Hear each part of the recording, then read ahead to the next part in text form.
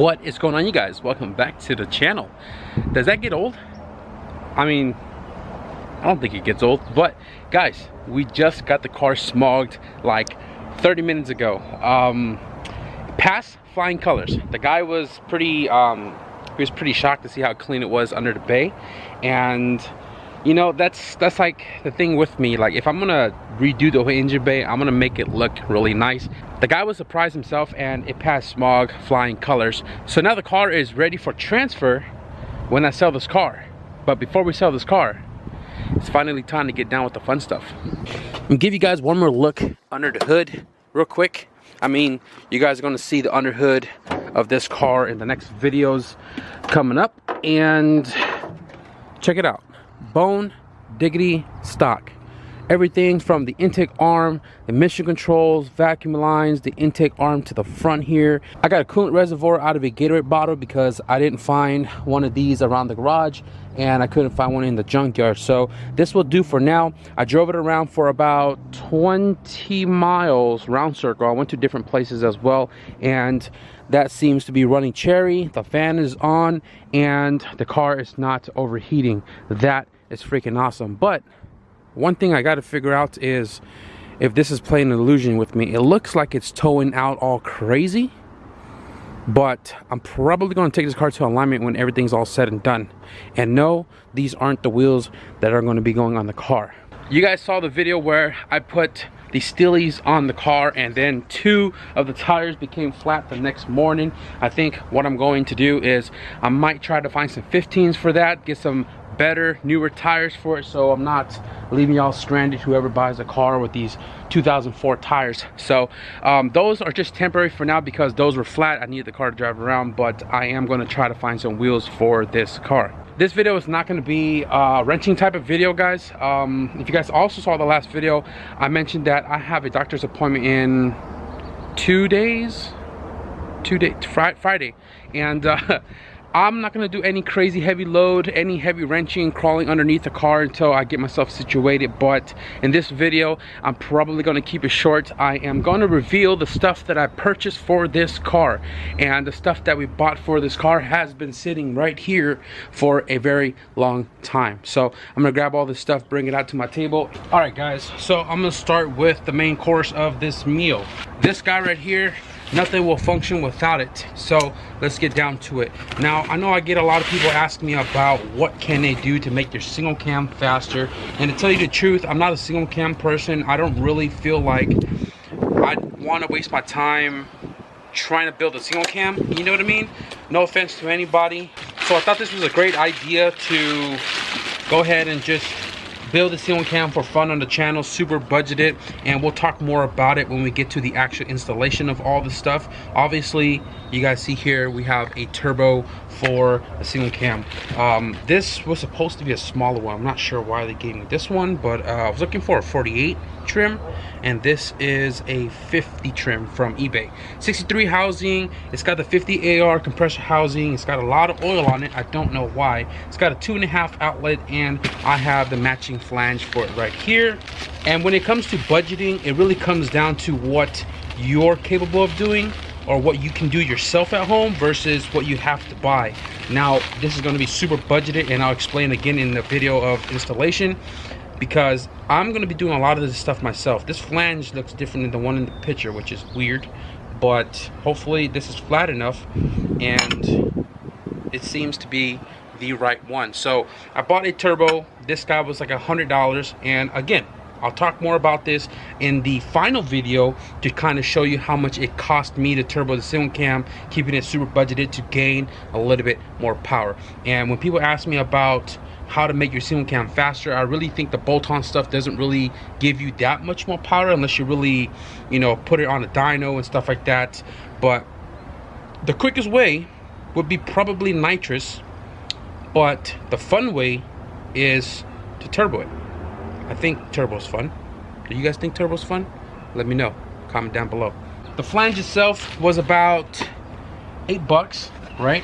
And if you buy yourself a whole downpipe, they range anywhere between $50 to $100, depending if it's a flex pipe or a half 90 or whatever the case may be. And because I have a ton of stuff lying around the garage, I figured I'd buy an intercooler itself and not the actual kit. Now, because I'm trying to keep it super sleeper and not too noticeable up in the front, I got this really cute baby intercooler. It's like no bigger than my arm. You can see that, right? This is going to sit really nicely under the T-bar, and because it's single cam, we're not making a ton of power, so you don't need a giant intercooler. I was going to go with a side mount, but who doesn't like a grill up in the front, right? So this little intercooler right here is going to sit perfect behind the bumper, behind the T-bar, hopefully not in the way of the power steering cooler. Cool thing is it comes with its own brackets and bolt screws, bungs like this, so you can mount it on your car without trying to figure out a way to mount it without the hardware is provided. So that's going to be the intercooler setup, really nice and tiny. These two items right here, I bought it off of Speed Daddy on eBay, and they were fairly cheap. I think both of these guys were like, they were like 100 and, I'm not even going to guess. I'm going to put it right here on the screen for these two, blow-off valve and wastegate. That's what I paid. eBay Speed Daddy wastegate. This is a 35-38 millimeter, your typical 2-bolt like a tile that we've been running a lot on the channel on everybody else's car. This is a really flat top. I got this one specifically because I want to make sure it does clear the hood. So this guy right here, I bought it in black. I didn't realize that this description said it came with a 20-pound freaking spring. Read the description carefully, but I'm sure it's interchangeable with tile, so I'm gonna try to get this down to like a 6 or 8 pound spring, which is where I'm trying to keep it for the single cam. But this will do the job. It does have a firing ring. This is very important, so that way you don't seat boost through the valve. It does come with flanges right here to make your own dump tube, and another flange for I don't know what reason, but it's nice to have extras. Of course, all of the hardware, banjo fittings, and everything you need to run vacuum lines and securing this to the manifold. This guy right here is the blow-off valve. This is a replica of the tile. It's a 50 mil style, and it is fairly cheap. Now, there's a lot of things I don't buy off eBay for my cars, but blow-off valve is one of those that I don't mind running on my car. That's cheap.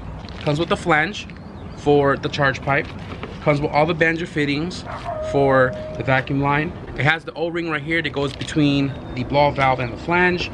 And this is a nice one. A steel clamp. A steel quality, eBay quality clamp. So this blow-off valve is like the tile 50 mil. If you look at it, actually, give me 1 second. So this right here, this is an authentic tile 50 mil, and this is the replica. If you look at it, almost identical. And again, I was surprised that they had a stainless clamp because this is a tile clamp. This is aluminum, and if you look, like I said, looks exactly the same. And hopefully this sounds something close, because I actually like the tile noise. Now, I've already had this manifold lying around. This is a cast manifold from JDM Sport. You can see it right there, JDM Sport. I've had this for a long time actually, and this got passed around like a whore. So this right here is for a single cam. It is a cast style. The wastegate is going to sit on runner number 1. I don't typically like it being on runner number 1 because it needs to regulate the boost, and you can't really do it when it's off to this cylinder. The best spot to have a wastegate is kind of like right on where the flange for the T3, T4 goes, so that way you can regulate boost a lot more controlled, if that makes any sense. So we're going to be running this.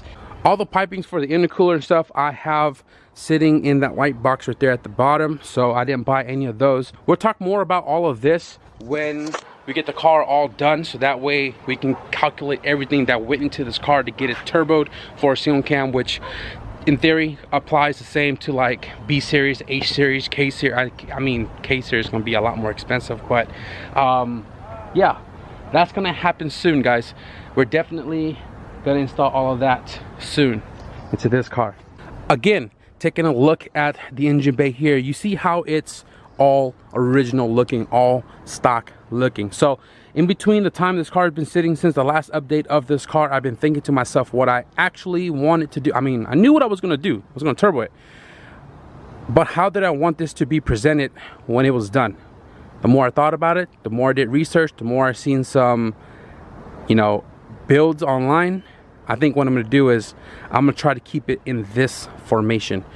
And what I mean by that is charge pipe is gonna go through the intake arm, through the box, into the side, and then to the intercooler, which is gonna be black. It's gonna go around here, and then it's gonna go to the turbo. The compressor side of the turbo is gonna be painted black so you don't really see it. And the only thing that's gonna really throw you off is the wastegate sitting right there. We're going to retain the power steering so it looks as stock as possible. Like, you're going to have to take a triple look just to see that there's a turbo sitting down there. But this arm right here, it's going to stay. That's going to stay. Battery's going to be in the same spot. It's going to look as stock as possible. That's my goal with this car, guys, and I'm looking forward to it. I thought the turbo was going to be a little bit smaller, but it's not what I thought I ordered. So hopefully we can cram that in that engine bay with that radiator and get it to look as sleeper as possible. I wish I could do something along the line of like a junkyard homemade turbo setup, like get a turbo from the junkyard, an HF manifold, the adapter flange, side mount intercooler, you know, DSM injectors and stuff like that. But the junkyard has been so dry out here that there's really nothing good to pick on. So I decided, you know, I'm gonna do a budget build with the eBay stuff. One of these days, maybe I'll do like an actual homemade turbo setup and really show you guys that you can literally turbo your car just finding stuff in the junkyard. But that's probably gonna have to be a later time where I'll probably drive out to all the other junkyards further out from here. So before I close the video, guys, the shirt that I'm wearing right here, handcrafted, authentic, classic, original. This is an EF shirt offered by We F Shit up on Instagram. His name is Brandon. If you guys want to shoot him a follow, let's help him get to 10,000 followers on IG. He drops so much knowledge on his story, guys. I need you guys to go over there, show him some love. He's been providing a lot back to the community. I've been trying to get him to post his stuff on YouTube. He has an all-wheel drive EF hatch. He has an all-wheel drive DC Integra K supercharged all-wheel drive, and he's got another wagon that he's going to be working on here real soon. We need to recognize more people like him out here in the community. So if you guys could do me a favor, go down to the description below, click on the Instagram to his page and shoot him a follow. I truly appreciate it, and I'm sure he will too. So that's going to wrap it up for this video, guys. I hope you are excited as I am to get down with the fun part to the wagon. If you guys enjoyed this video a little bit, be sure to give it a thumbs up, and if you guys want to stick around for the shenanigans to come with that car, be sure to hit the subscribe button. But with that being said, thank you guys for watching. And does anybody have a K20 A2 half shaft, an immediate shaft? Let me know. I need to change the one in this car. But with that being said, thank you guys for watching, and I'll see you guys in the next video. Peace.